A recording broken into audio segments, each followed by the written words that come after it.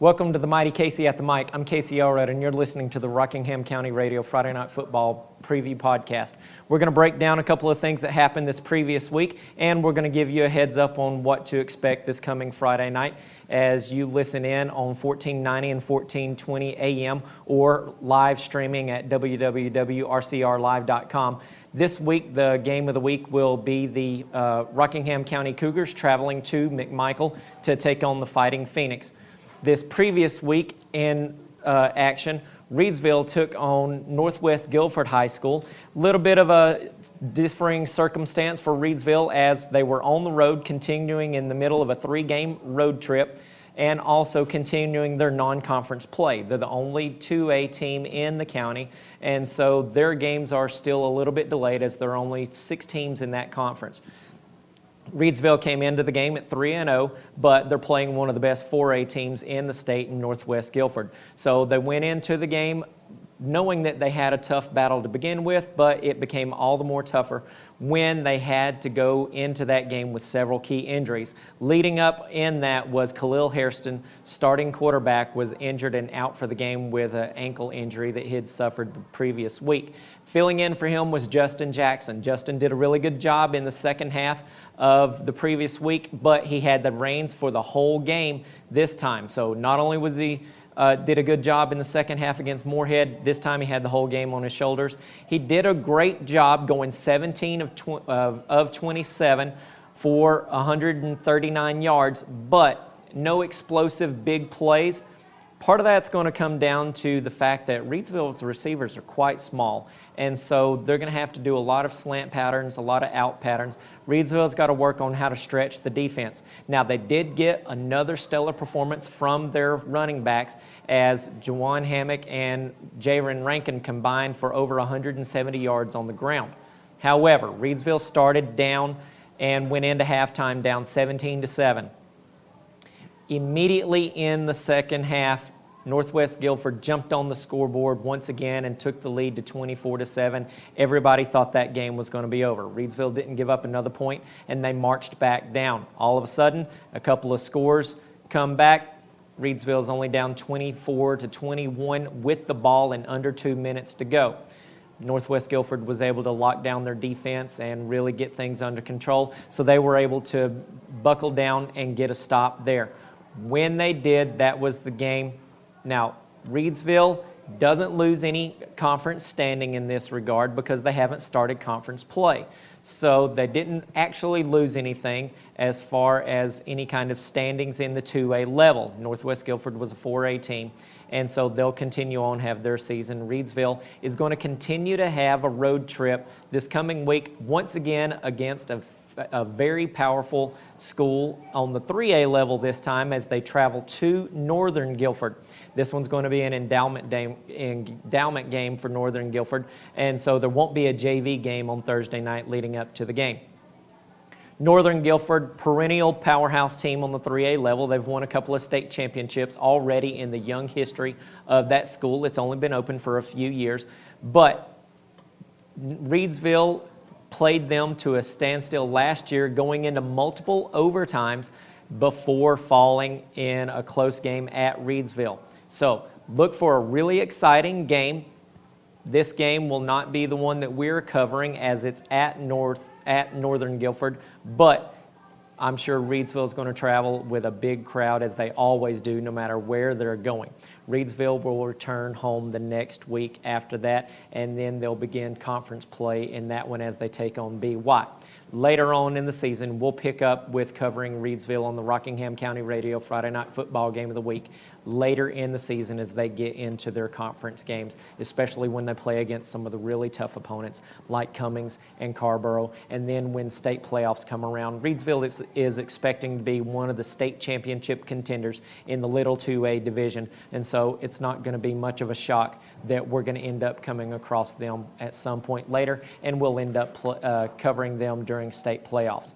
On the other side of the county, Moorhead was host to Western Alamance. This was the coverage game for the Rockingham County Radio Friday Night Football Game of the Week. Started off great.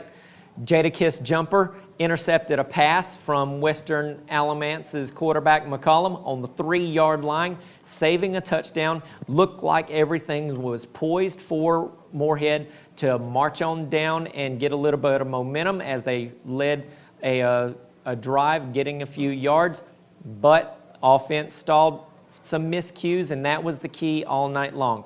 Offensive miscues and some defensive assignments missed. Moorhead was right there. It seemed like the whole first half, they were just a play away every offensive possession.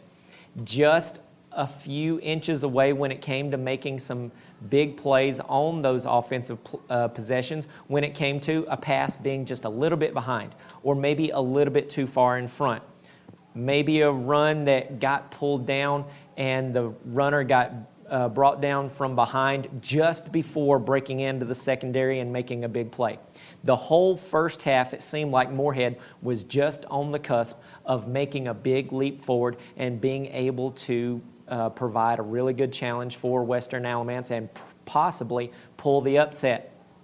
One of the things that we saw, however, was that execution and that determination that Western Alamance had in picking up the pace, and especially on the defensive end, they brought the blitz all night long on Will Dabbs. That caused him to be very inconsistent on his passing. His accuracy was very off, and so it caused a lot of problems with Moorhead's execution. They went into half only down 14-0. It seemed like they were poised to make a good run. They were getting possession to start the second half. So therefore, they would have been able to get on the board, maybe make a run at it, get the upset. However, a couple of penalties killed that drive, a couple of miscues killed the next one, and before you know it, Western Alamance is finding their groove. They're getting a couple of big plays, especially from wide receiver Britton Smith, who was able to score not only on the receiving end, but also intercept a pass and run it over 70 yards to get the ball down to the 3-yard line before McCollum ran it in for a quarterback keeper and a touchdown.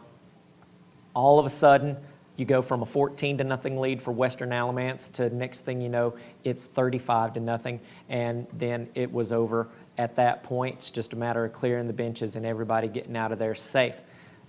Moorhead's got to take that first half where they were playing at a very high level and just missing their execution and be able to put 4 quarters together on that. So as Earl Bates looks for his guys to continue to improve throughout the season, they're going to go from 2-0 to now 2-2, but they have some games coming up that are going to be more pivotal when it comes to their conference standing within the Mid-State 3A Conference. They still have to play Rockingham. They still have to play McMichael within the county, but within the conference. They still have to play Northeast Guilford. So they've got some very winnable games coming up on their schedule as they look to try and improve the record and see if they can make a run at the state playoffs. This coming week, however, they're going to have a really tough battle as they go against Eastern Alamance. Eastern Alamance, one of the best teams in Conference Mid-State 3A and in the 3A division as a whole throughout the state. They're going to host Moorhead after putting on a pretty big whipping on McMichael, but the bigger issue is going to be, can Moorhead continue to show improvement, and can they get from playing a great first half and being really close and having a chance at an upset to playing all 4 quarters really tough?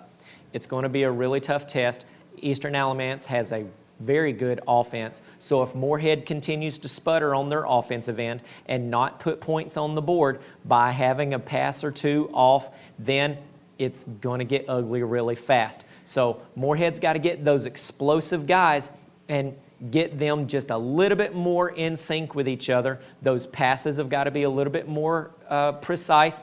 The blocking's got to be a little bit cleaner and eliminate some of the penalties. Also, they've got to get better at blocking when that blitz is coming. Western Alamance all night long sending a linebacker blitz up the middle just destroyed McMichael's offensive line. That put a lot of pressure on Will Dabbs. It's really hard to throw an accurate pass when you're running for your life. It's also really hard to throw an accurate pass when you're being brought down for a sack every other play, it seemed like.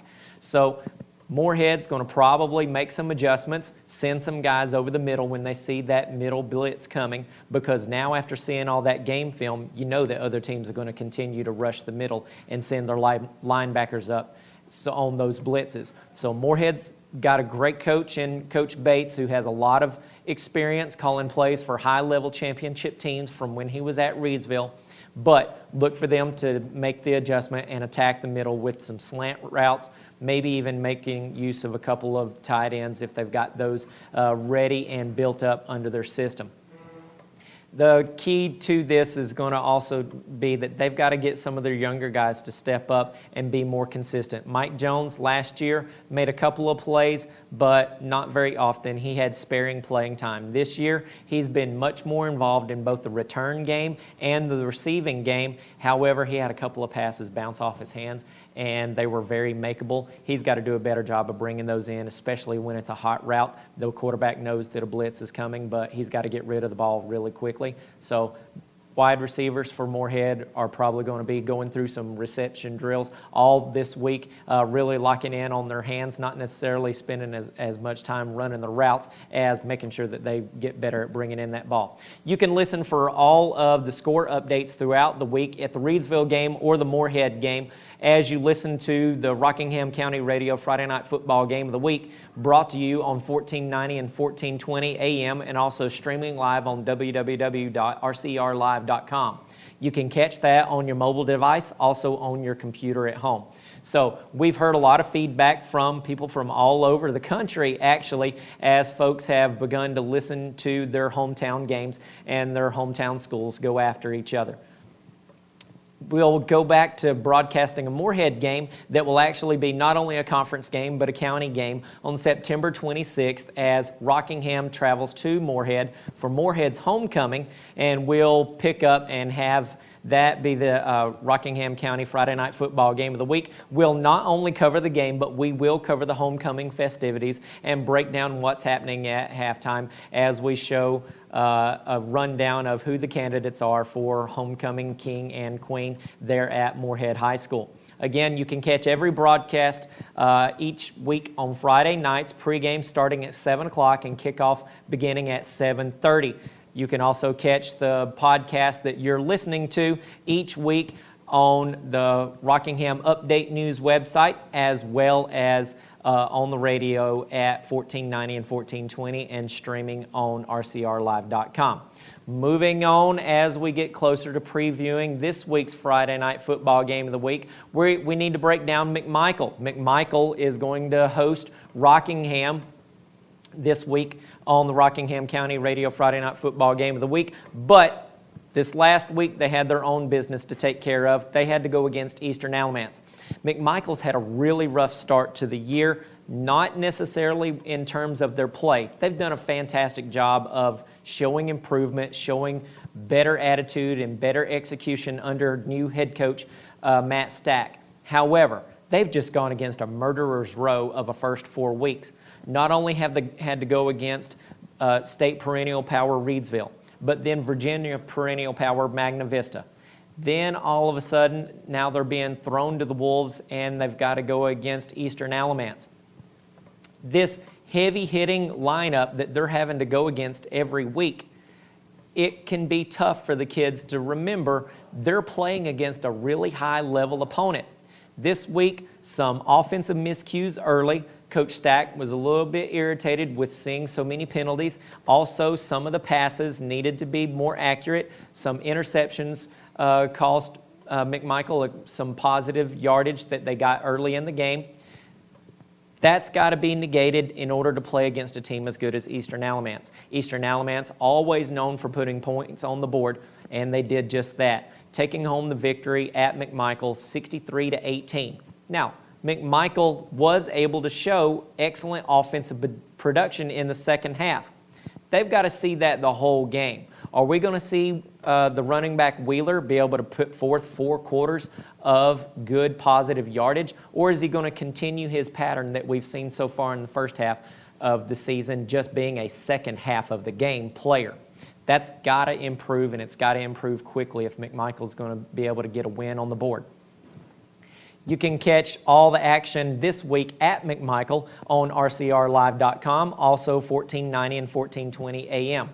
Now, they're going to host the team that had the best result of the week. The only team in the county that was able to win was Rockingham County High School. Rockingham County High School was able to host on a Friday afternoon football game. Instead of Friday night lights, they had Friday night evening ball game, if you will, as they're still going through a couple of technical issues with the lights at their stadium after having a couple of home games that were actually held at other stadiums. This week, they actually got to host their own game against Northeast Guilford. However, because of the problem with the lights, the game started early at 5 o'clock in the afternoon. All game long, it was just a slugfest of defense. A lot of miscues going on as far as penalties between both teams as they sort of had to work through the difference in time. A lot of times athletes, especially once they start to get really good at their craft, they really appreciate a routine. They like to start a game at a certain time. They like to have their pregame meal at a certain time, their stretching routine, and so on and so forth. So a game that starts at 5 o'clock, it's not to be expected that there's going to be some sloppiness that takes place. It seemed like Northeast Guilford was going to escape out of Rockingham with a victory, but Rockingham was able to take over and get the possession with 1:56 to go on their own 28-yard line. They showed a lot of toughness, a lot of poise. They marched down the field 72 yards, and with just over 7 seconds to go in the game, the quarterback was able to punch his way in and score the touchdown, giving them the 8-6 win. That win finally got them on the board for wins for the year. Not only did it get them on the board for wins, but it got them a conference win, which is a really big pivotal moment for them continuing to go throughout their season. This week's battle against McMichael is going to be a tough one. Has Rockingham finally established a bit of an identity? They ran the ball a lot more than they had been this previous week. They also continued to run out of more of a power set more than they had been in previous weeks. Are they finally developing what is going to become Rockingham football and just manhandle teams? Are they going to push you around and make you quit instead of spreading it wide? Sometimes when everyone around you is following a certain trend, the best way to counteract that is to create your own trend and to go against the grain. If everybody in the area is running a spread, run a power I. If everybody starts to run a power formation running the option, that's when you run the spread. That's why Jimmy Teague was able to come in 20 years ago and become 30 years ago and become the great innovator that he was. When everyone else was running a power formation and just running the ball all over the field right up the gut, Coach Teague came in and spread the ball wide and started running the ball for 200, 250 yards and throwing it for 200, 250 yards a game because he was doing what was different. He was spreading the ball, he was spreading the field wide when everyone else was pounding it up the middle. Now, every team, it seems like, in the state of North Carolina spreads the ball wide. Rockingham just got a win by running the ball up the middle. Is that going to be how they continue to power their way to wins? You can catch them going against McMichael this week on the Rockingham County Radio Friday Night Football Game of the Week. Every Friday night you can catch the broadcast beginning with the pregame show at 7 o'clock and then kickoff at 7:30. I'll be there broadcasting, doing the play-by-play. David Edrington will be joining in, jumping in from time to time, doing color commentary, and he's also there filming highlights and making sure that everything's going right. And jumping in sometimes on color commentary will be Rodney Shotwell, and sometimes we also have Bob Rodenbow. Bob Rodenbow will be doing the overhead announcing this weekend at McMichael, so you'll hear him some in the background. He just won't be with us on the broadcast. But we're looking forward to another game this weekend. It's going to be a tough battle. Both teams are looking to make sure that they not only establish a little bit of conference standing, but this one's a county game. And so the Rockingham County Radio Friday Night Football Game of the Week, as Rockingham travels to McMichael, you can catch those broadcasts beginning at 7 o'clock and then kick off at 7:30. I'm Casey Elrod. We're looking forward to catching you every Friday night. We'll see you this week.